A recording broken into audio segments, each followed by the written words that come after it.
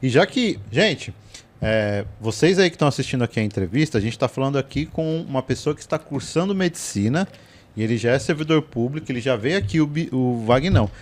Qual que é a sua rede social, meu, pessoal, te seguir? Pra galera seguir lá, galera, é @bizucomvagnão, tá? Tem o Instagram, o @bizucomvagnão canal, que é o Instagram do canal, e no YouTube lá é Bizucomvagnão também. Bizucomvagnão. Bizucomvagnão. Então, a gente vai deixar aqui esses arrobas na descrição desse vídeo aqui.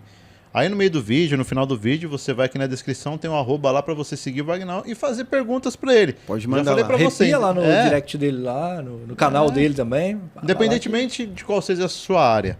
Ele vai ajudar você, que o cara tá falando sobre ciência, que a gente tá falando com o futuro médico. Então, agora ele tem propriedade pra falar e pra ajudar você. Já que a gente tá falando com o futuro médico, cara, você tem ideia do que você quer se especializar? Só vou contextualizar antes de responder essa pergunta, porque muita gente fala assim, o que é bizu, né? Bizu é um termo que a gente usa na caserna, né? Quem foi militar sabe disso, né? Carreiras policiais como um todo. Bizu significa dica, galera, tá?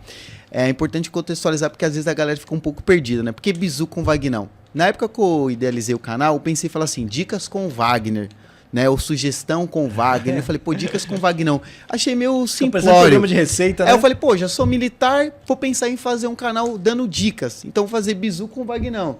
E o que é interessante? Em 1806, quando a família real veio pra cá, né? E quem estuda história sabe que eles não vieram por boa vontade, Napoleão falou assim, vamos ir, porque o bagulho vai ficar doido, né? Então quando eles vieram pra cá, toda a corte veio. E veio um matemático francês chamado Etienne Bizu.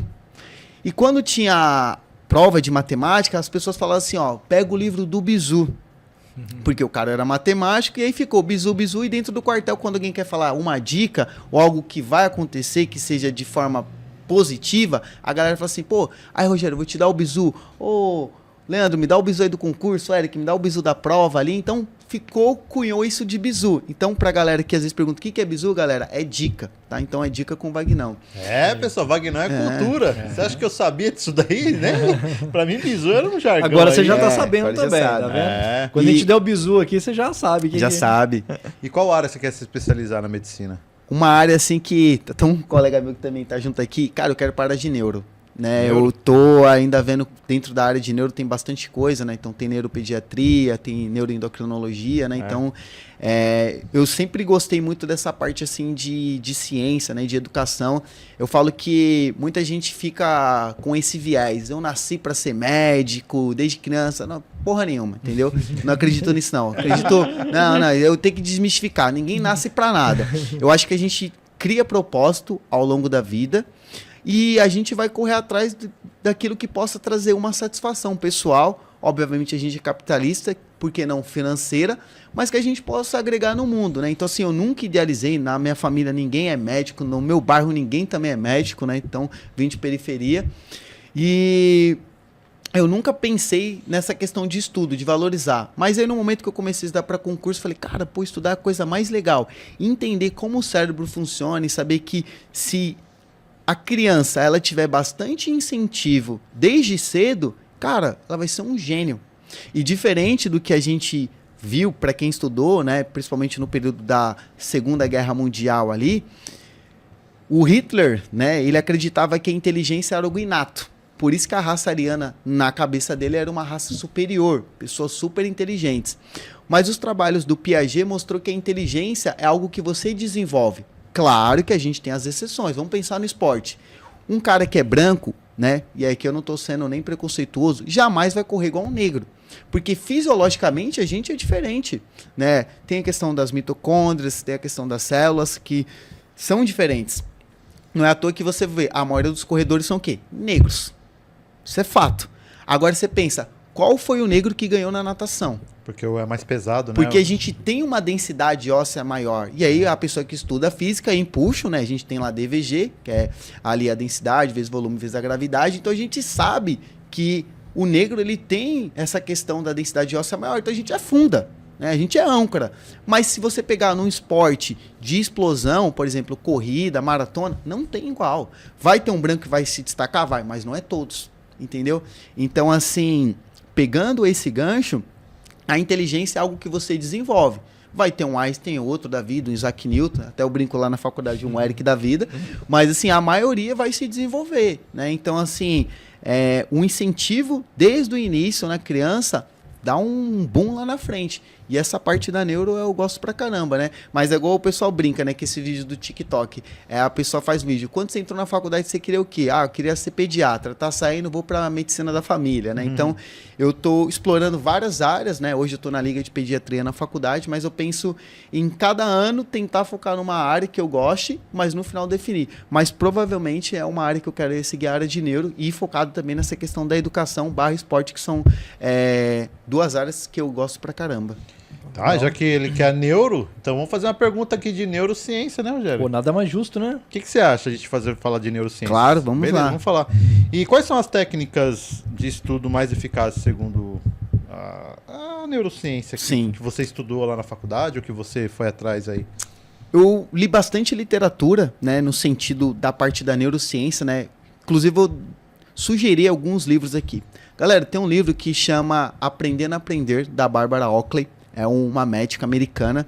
E ela, basicamente, aprendendo a aprender, ela te ensina a aprender. E ela mostra quais são os principais erros que, ao longo da nossa vida, desde o início da vida acadêmica, ali na primeira série, ensino fundamental, né? Que antigamente era fundamental 1, 2, ginásio, etc. Nem sei se fala mais ginásio, né? Mudou tudo. Né? Mudou tudo. Então, ela fala que a primeira coisa, o estudo, ele tem que ser ativo. E a gente, desde a primeira série, a gente aprendeu que o estudo é passivo, que é o quê? Aula expositiva. Vai lá, o Rogério vai dar aula, eu vou ficar aqui com a minha mãozinha e só anotando. Isso, galera, não vai fazer você reter o conhecimento. Tá? Então, só você ler o material e só você ficar escrevendo, você só é uma pessoa que está copiando. Tá? Isso é o primeiro ponto, beleza? Então, a técnica de estudo ativa, né, uma metodologia ativa no estudo, é o que faz você adquirir mais conhecimento. Um outro ponto também, pensando em técnica, a gente focava muito em horas brutas, né? Quantidade de horas. O cara que passou no concurso, ele estudou 30 horas.